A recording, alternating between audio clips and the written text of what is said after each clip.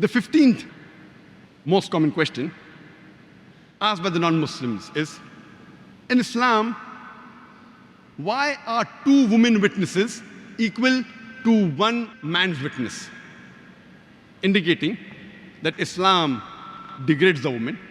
Let me tell you that the Quran, in no less than 5 places, talks about witnesses without mentioning the gender, whether male or female. Except in 1 place, the Quran specifies and says that 2 women witnesses is equal to 1 witness of man, and that is in Surah Baqarah, chapter number 2, verse number 282, which is the longest ayah, longest verse of the Quran. It is the part of the longest surah of the Quran, Surah Baqarah, and the verse number 282 is the longest verse of the Quran. And Allah subhanahu wa ta'ala says in the Quran that, Ya ayyuhallazina amanu, O you believe, when you involve in any financial transaction involving future obligation for a fixed period of time, put it down in writing and get 2 men as witnesses amongst yourselves. It further goes and says, if you can't find 2 men, then 1 man and 2 women. And it continues, if one of them errs or makes a mistake, the second will correct her. Now, this verse of the Quran is exclusively talking about financial transactions and nothing else. Let me give you an example for better understanding.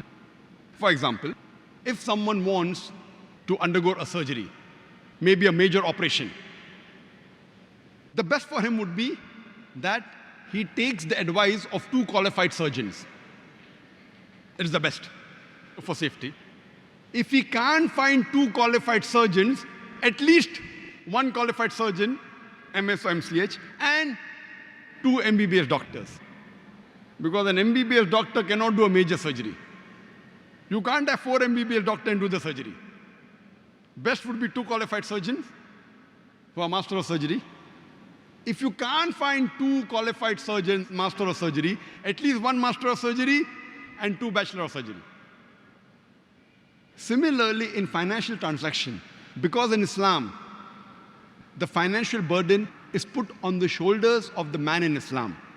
The woman need not look after any financial burden. In Islam, before a woman is married, it is the duty of the father and the brother. And after she's married, it is the duty of the husband and the son to look after lodging, boarding, clothing, and all financial aspects. So because of this, if it's an Islamic society, a man is more financially aware as compared to a woman. Because of this, in financial transaction, when you take witnesses, take 2 men. If you can't find 2 men, then 1 man and 2 women. Because if one of them errs, the Arabic word is tazil, makes a mistake. Some people translate it as if one of them forgets. It's not forget. It is if one of the women makes a mistake, the second will correct her.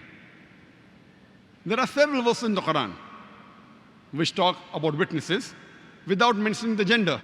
For example, Quran says in Surah Ma'idah, chapter number 5, verse number 106 to 108, that if death approaches you, put the will, the inheritance in writing, and take 2 witnesses. The gender is not mentioned. Quran says in Surah Talaq, chapter number 65, verse number 2, that when someone gives talaq, take 2 witnesses. The gender is not specified. Should be honest, should be just. Gender is not specified. Quran says in Surah Nur, chapter number 24, verse number 4, that if someone lays an allegation against the modesty of a woman, produce 4 witnesses, otherwise 80 lashes. 4 witnesses doesn't specify the gender, whether it's male or female. If you cannot get 4 witnesses, and if you make an allegation against the modesty of a woman, 80 lashes. And 1 verse of the Quran is explicitly clear, which equates 1 male and 1 female. In Surah Nur, chapter number 24, verse number 6 says that if someone lays an allegation against the spouse, or the husband lays an allegation against the wife, and he does not have any evidences, no witnesses, his solitary evidence is sufficient. And he has to take oath 4 times in the name of Allah, and 5th time, pronounce a curse on him if he's lying. Immediately the next verse, after verse number 6 and 7 of Surah Nur, Surah Nur chapter 24 verse number 8 says, but if the wife, if she also does not have any witnesses, she too can be a solitary evidence by taking oath 4 times. And the 5th one being a curse on herself if she's lying. So here, it is clearly mentioned in the Quran that 1 female is equal to 1 male. So based on this, most of the fuqahas and the jurists, they agree that only in cases of financial transaction, witnesses of 2 women is equal to 1 man. And some jurists say that in cases of murder, where the nature of the female may be difficult for her to give evidence, maybe 2 women is equal to 1 man. But all the other cases, 1 woman is equal to 1 man witness. For example, in the starting of the month of Ramadan, in the sighting of moon, you require 1 witness. In the ending of Ramadan, you require 2 witnesses. It does not make a difference whether it's a male or a female. Only in some country, it has to be a man, should have a beard of the standard fist, then only can you take the witness.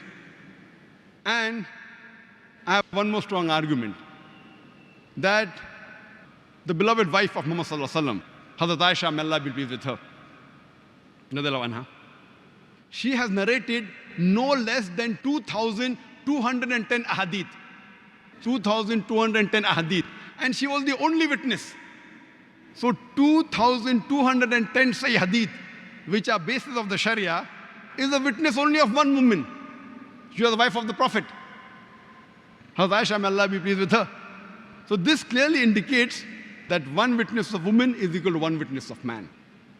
There are cases in which, how in financial transaction men is preferred to women, there are certain cases in which woman witness is taken, men's witness is not taken. For example, while giving the burial bath of a female Muslimah, witness should be a woman. A man cannot be a witness. Unless in certain conditions where it's a forest and there are no human beings, then the husband can be. But otherwise, generally, for the burial bath, for the janaza ghusl of a woman, the witness is accepted of a woman, not of a man.